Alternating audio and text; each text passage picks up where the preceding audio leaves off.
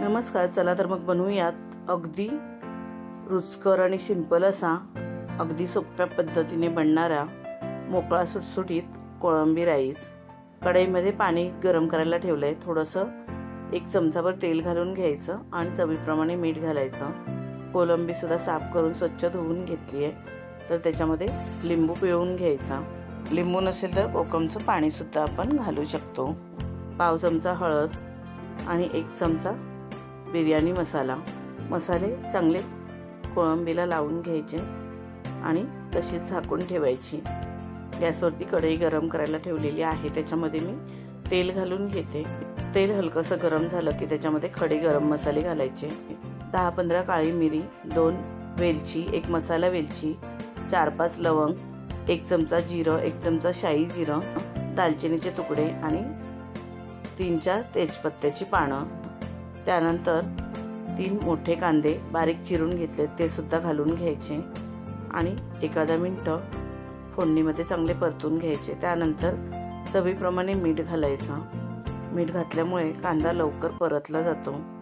आणि 3 हिरव्या मिरच्या घातल्यात, त्या सुद्धा फोडणीमध्ये परतून घ्यायच्या। त्यानंतर 1 चमचा आलं लसणाची पेस्ट आणि 2 बारीक चिरलेले टोमॅटो।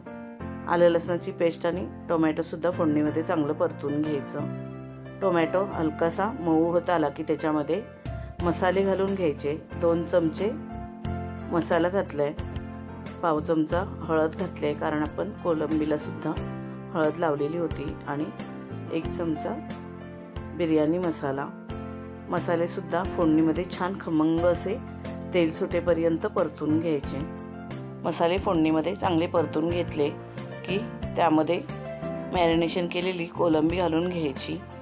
2 मिनिटं कोळंबी सुद्धा चांगली परतून घ्यायची।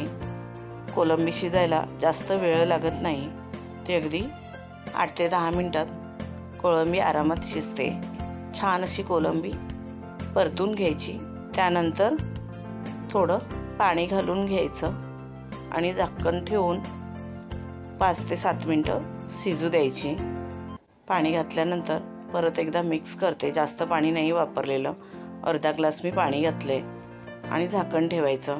इथे कढईमध्ये पाणी सुद्धा गरम झालेलं आहे, तर त्याच्यामध्ये बासमती राईस जो भिजत घातलेला होता तो घालून ठेवलाय।